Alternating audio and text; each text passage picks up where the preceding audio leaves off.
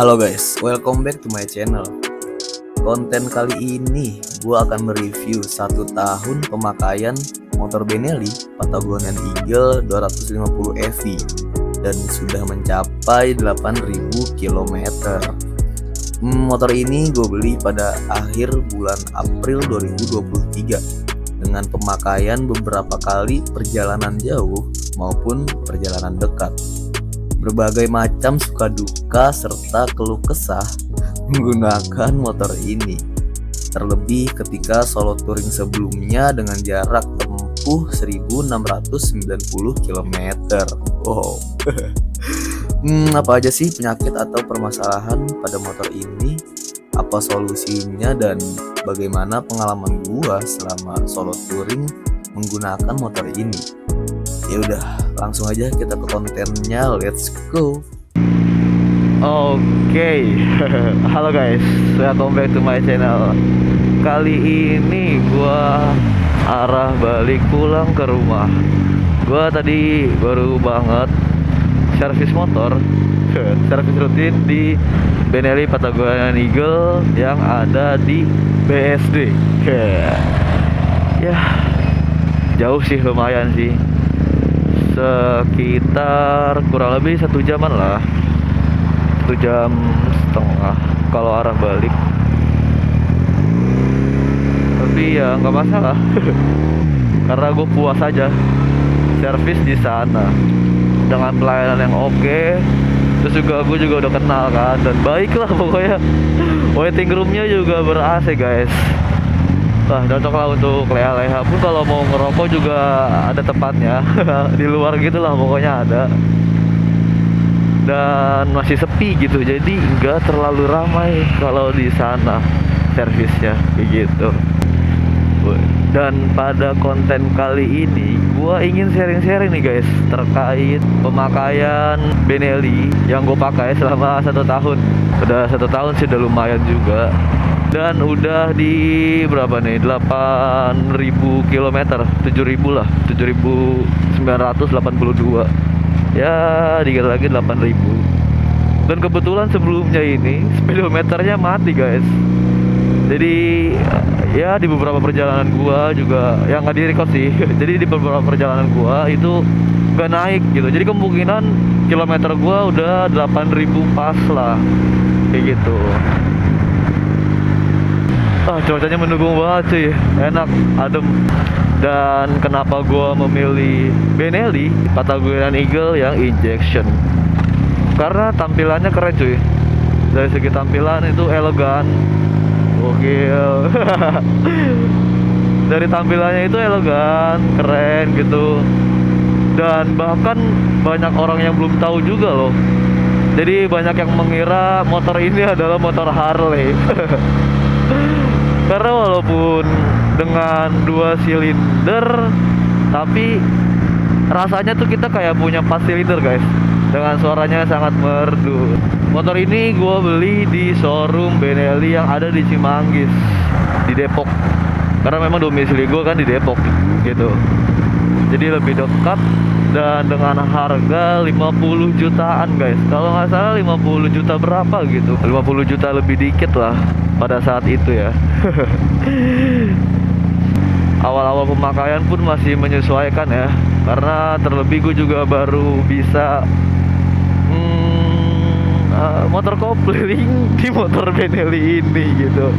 Dibilang berat sih nggak terlalu guys, dan nggak panas juga untungnya. Mesinnya tuh nggak panas, nggak kayak motor 250 cc pada umumnya lah, enggak. Nah tapi di cc atas, di kilometer atas kayak di 80, 100 itu geter sih, cukup geter yang gue rasakan kayak gitu. Jadi ya ada penyesuaian lah untuk menggunakan motor ini awal-awal gitu, terlebih dengan penampilannya gitu. Jadi ya banyak orang yang liatin gitu cuy. Apalagi kalau ada bocil-bocil, bang gembir bang, itu kayak gembira aja kita. Saling berbagi kebahagiaan, kita bahagia, mereka bahagia. Jadi ya seru sih kayak gitu. Waduh, ini macet nih cuy. Macet, udah macet. Gua kesorean sepertinya. Oke, kita akan membahas terkait sekilas motor Benelli Patagon Eagle 250 heavy. Nah, motor ini tuh merupakan motor berjenis cruiser menggunakan konfigurasi inline, guys. Jadi nggak fit twin. Karena itu yang fit twin tuh kayak PSM 250 dan ini Ruby, Kaisar Ruby. Nah, kalau yang ini enggak, guys. Nah, yang khas dari motor ini adalah mesinnya itu tuh pakai firing order 360 derajat, guys. Jadi pistonnya itu naik turun dua-duanya secara bersamaan gitu. Tapi secara bergantian gitu. Jadi sehingga suara knalpotnya tuh merdu. Wow. Kayak 4 silinder gitulah. Nah, itu yang menyebabkan suara motor Benelli itu cukup merdu dan besar. Nah, motor ini juga memiliki rasio yang rasio kompresi. Tepatnya rasio kompresi mesin rendah, yaitu 9:1, guys. Jadi dengan RON 90 itu sebenarnya tuh sudah cukup kayak bensin Pertalite tuh. Makanya gue juga lebih sering menggunakan bensin Pertalite daripada Pertamax. Sesekali nggak apa-apa lah Pertamax lah, tapi jarang sih gua, paling cuma buat bersihin mesin doang kan, katanya perlu gitu. Udah rata-rata gua Pertalite sih. Jadi awet kayak gitu loh. Nah, tenaga maksimal motor ini cuma 17,4 daya kuda, guys, di 8000 rpm gitu, dan torsi 16,5 Newton di 6000 rpm. Jadi cukup lambat di motor 250 cc kayak gitu. Jadi nggak terlalu kenceng, guys, untuk motor 250 cc dengan tenaga demikian. Itu ya emang buat motor santai sih, nggak untuk yang ngebut-ngebutan gitu. Buat santai, buat tenang, wah enak banget lah kalau buat santai-santai. Terlebih kalau touring ya, itu tuh kalau untuk touring kayak nyaman banget gitu loh. Waduh, macet lagi nih, lampu merah lagi. Gue juga mau membahas sekilas terkait permasalahan yang gue alami di motor Benelli ini, guys. Aduh, ini lewat mana nih? Gue ngeri salah jalan. Ya elah, pokoknya nanti kita ambil kiri. Ya udahlah, di kiri-kiri aja daripada kita keterusan. Ribet lah, nanti kita ke kiri nih di depan. Ya nyantai aja lah, kita memang udah terjebak macet jam segini juga nanti di Depok. Nah, kita langsung ke kiri. Oke, permasalahan yang pernah gue alamin, jadi gue juga nggak tahu kenapa ya, kayaknya di awal-awal bulan 2 bulan 3 bulan pertama itu gue udah merasakan berebet, cuy. Berebet kayak gue ngegas ntar gitu, terus ntar kalau digas kenceng bagus lagi nih kayak gini nih. Tuh kayak gitu tuh. Kayak gitu. Jadi kayak berebet gitu loh. Kayak gas ngegas enggak gitu. Itu 2 bulan pertama, 3 bulan. Akhirnya gua servis rutin lah seperti biasanya. Gua servis rutin dan mekaniknya tuh ngomong, "Oh, ini bisa nih di servis apa gitu." Gua lupa lagi. Ya cuman biasa doang lah. Ya lumayan oke lah, tapi nggak lama dari sana itu masih berebet lagi, cuy. Jadi itu tuh sebelumnya cuman servis rutin doang, nggak ada yang diganti. Sampai di 6 bulanan gitu, ternyata penyakitnya itu ada di sensor mapnya itu rusak gitu. Sensor map itu yang dimiliki oleh motor Benelli Patagon Eagle yang injeksi, cuy. Jadi kalau yang karbu itu nggak ada permasalahan di sensor mapnya kayak gitu. Jadi berebet, gak enak banget. Akhirnya masih garansi sih untungnya, 6 bulan itu diganti lah. Nah, itu enak banget, enak lagi lah pokoknya. Nah, abis itu gua ya dipakai kayaknya touring kecil sih waktu itu, kalau nggak salah ke mana ya, ke Majalengka, ke Kuningan, Majalengka, ke Bandung.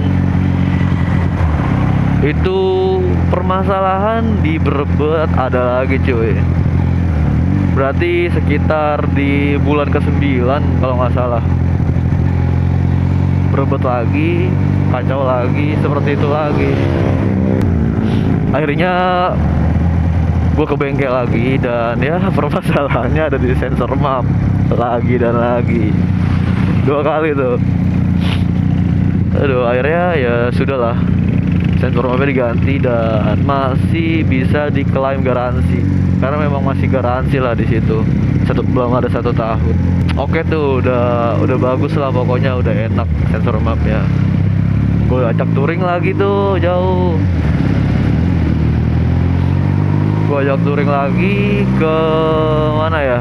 Oh ya, waktu itu loh yang setelah lebaran, gue ke Cirebon, gue ke Pekalongan, lanjut Wonosobo, Jogja, Purwokerto, Tasikmalaya sampai rumah, kayak gitu.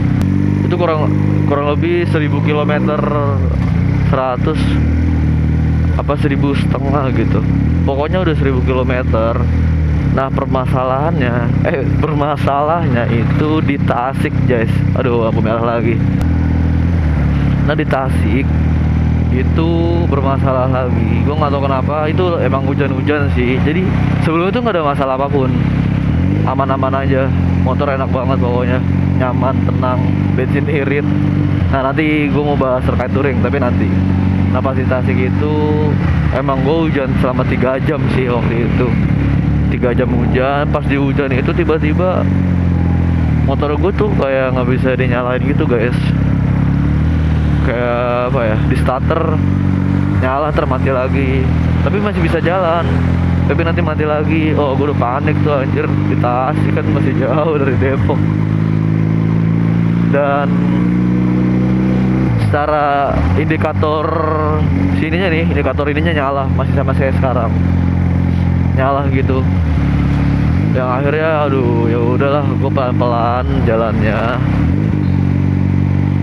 sampai akhirnya gue nginep di Tasik berapa ya, 2 malam. Gue balik, tapi nggak ada masalah lagi sih, kayak cuman berebet lagi aja, berebet, tapi ya secara untuk perjalanan itu aman gitu. Apalagi kalau jalannya kayak nggak pelan lah, itu nggak berebet, standar gitu. Sampai rumah itu beberapa hari kemudian gue ke bengkel, cuy. Gue ke bengkel yang ada di BSD langsung, dan ternyata permasalahannya tetap di sensor map.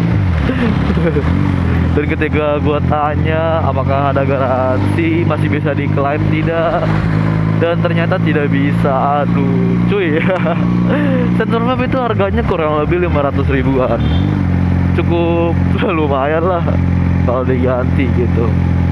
Akhirnya gue akalin bagaimana caranya, dan mekaniknya tuh nyaranin agar businya yang diganti, jadi menggunakan busi tipe R. Jadi permasalahannya adalah businya itu, busi sebelumnya itu kan nggak ada pendinginnya. Akhirnya langsung ketika mesin panas nggak bisa didinginin sama busi, jadi langsung ke sensor map, guys, mesinnya, dan berembet lah di situ, merusak lagi. Jadi katanya seperti itu. Permasalahannya ada di busi. Untuk motor gua kasusnya kan udah dijelasin juga kan di video sebelumnya. Katanya sih penyakit Benelli beda-beda. Tapi sebenarnya worth it sih untuk mengurangi resiko apa ya, kerusakan pada sensor map gitu, menggunakan busi tipe R. Boleh dicoba deh. Kalau nggak salah satunya 50 atau 100 ribu gitu, kayak 100 ribu deh. Emang cukup mahal sih, tapi daripada 400 ribu ganti mulu ketika perjalanan jauh kayak gitu. Ya akhirnya sekarang sih nggak apa ya, kalau pelan tuh berebet sih, kalau pelan ya. Tapi kalau stabil gitu itu nggak aman, enak banget gitu. Oh iya, jadi penyakitnya tuh pas habis dari Tasik gitu, nggak cuma di sensor map, guys, rantainya kendor. Terus juga nggak enak lah kalau pelan rantai. Kalau pelan berebetnya itu parah banget. Terus kalau kencang rantainya kayak tercetok gitu. Oh, jadi kan mau nggak mau kan langsung ke bengkel ya. Jadi ya seperti itulah keluh kesah atau permasalahan yang gue alami selama menggunakan Benelli. Oh iya, paling cuma lampu sih, lampu Benelli kalau untuk touring malam, terlebih malam itu lampunya kacau guys, lampu ayam. Lampunya tuh bener-bener gak kelihatan ya, lampu warna kuning gitu. Sehingga gue berinisiatif untuk membeli ini lampu yang bawah, apa ya, gue lupa lagi namanya, layar buat layar gitu. Gue lupa lagi, pokoknya kayak ini deh, yang ada di motor gue di bawah tuh. Kalian pasang lampu. Dan kalau semisal ditanya, bang belinya di mana, gue nyari cuy di Facebook. Jadi ada yang jual kebetulan dan gue butuh gitu, akhirnya itu gue beli 600.000 waktu itu gue beli. Dan kebetulan dekat juga dari rumah gue, kayak gitu. Oke guys, sekarang gue mau masuk ke pengalaman gue ketika touring. Masalahnya apa aja sih, atau bensinnya berapa, dan gue udah kemana aja. Jadi touring terjauh gue kemarin, ya masih terjauhnya masih deket sih sebenarnya, dari Depok. Pokoknya total 2 minggu. Dari Depok gue ke Cirebon, itu kampung gue lama sengaja di sana karena gue nunggu arus balik mudik. Jadi biar ketika gue ke Dieng itu nggak macet banget cuy, kayak gitu. Awal terus gue dari Cirebon gue ke Pekalongan, 1 malam di rumah teman gue. Jadi gue silaturahmi gitu, dia lagi di kampung, teman kampus gitu, dan dia lagi di kampung. Setelah itu gue langsung ke Dieng karena deket dari Pekalongan, 2 malam. Dan di sana ya gue jalan-jalan gitu ya seperti di konten-konten sebelumnya, di Suspan Java, di Diengnya gue kemana aja gitu. Terus habis ke Dieng gue ke Jogja, atau gue pengen banget ke kota istimewa itu. Dan disambut juga sama temen gue di sana. Gue ke Merapi, tapi nggak sempet gue record karena waktu itu nggak tahu kenapa nggak ke record, anjir lah. Ya udah, iya gue dari Jogja gue ke Purwokerto. Di Purwokerto gue disambut sama temen gue, Buna ya, Ahmad Buna, yang pernah vlog sama gue juga. Nah dia motor dia tuh MT25, kan lumayan ya, kenceng juga. Walaupun sama-sama 250 tapi beda habitat kita. Kemudian temennya ada ZX 2,5 juga. Kemudian 2 temannya menggunakan Z900 gitu. Jadi beda habitat. Itu kalau teman-teman lihat video naik red gua, itu gua aduh ketinggalan banget, ngos-ngosan nih motor gua, kuda gua, kasihan cuy. Tapi asik lah, itu seru banget sih, pengalaman gua banget. Ya di Purwokerto itu gua 3 malam. Habis itu gua ke Tasik 2 malam. Dan di Tasik nggak ngapa-ngapain, gue full istirahat. Situ gue pulang deh. Untuk bensin berapa bang? Oke, untuk bensin total seluruh perjalanan, ini udah muter-muternya juga ya. Jadi nggak cuma lewat satu kota gitu, nggak. Gue sampai muter-muter juga sambil naik ride, sambil lain-lain lah, sambil main-main gitu. Dari Depok gue isi 100. Kemudian gue ngisi lagi di Cirebon. Itu udah gue jalan-jalan di Cirebon ya. Di Cirebonnya arah Pekalongan gue isi lagi 100.000. Kemudian dari Cirebon di Pekalongan gue belum isi lagi. Gue isi di Dieng sebelum atas gitulah, di arah-arah Dieng gitu, 100.000 lagi. Kemudian dari Dieng gue muter-muter. Itu gue nggak ngisi cuy, selama 2 malam gue nggak ngisi. Dan gue ngisi lagi di Jogja 100.000 lagi, karena di Jogja kan gue juga muter-muter guys. Kemudian dari Jogja gue ke Purwokerto lewat jalur selatan ya, seperti biasa. Yang dekat-dekat pantai itu loh, jalur Denlis apa gitu, gue lupa lagi. Itu enak banget cuy, jalurnya tuh kayak wah lurus doang, kanan kiri tuh kayak sawah. Tapi kalau ke kiri lagi itu kan sawah ya, tapi kalau ke kiri banget gitu kayak ada jalan masuk, itu sebenarnya pantai kayak gitu. Kemudian gue ngisi lagi di Purwokerto arah pulang. Itu gue udah sekalian naik ride juga tuh 100.000 tuh. Udah jalan-jalan juga gue ke Baturaden. Gua ngisi lagi pas arah Tasik 100.000. Dan di Tasik arah pulang gua, arah rumah itu gua ngisi 50.000 cuy. Dan itu penuh. Jadi irit banget loh Benelli. Gila ya, lumayan lah, cukup irit lah. Ya kan gue pakai Pertalite. Oh iya, gue bahan bakar itu gue full Pertalite, gak ada yang Pertamax. Total perjalanan 1.300-an kilometer dengan bensin 550.000 rupiah. Seperti itu guys. Jadi ya seperti itulah kawan-kawan, pengalaman gua satu tahun menggunakan motor ini, motor Benelli. Dari mulai gua beli, terus juga terkait spesifikasi motor ini dan pengalaman gua selama touring dan permasalahan yang ada di motor gua seperti itu. Ya semoga konten ini, konten yang gua buat sekarang itu bisa menjadi jawaban dari pertanyaan-pertanyaan yang teman-teman tanyakan. Semoga menjadi informasi gitu. Dan kalau ada pertanyaan itu boleh banget tulis aja di kolom komentar.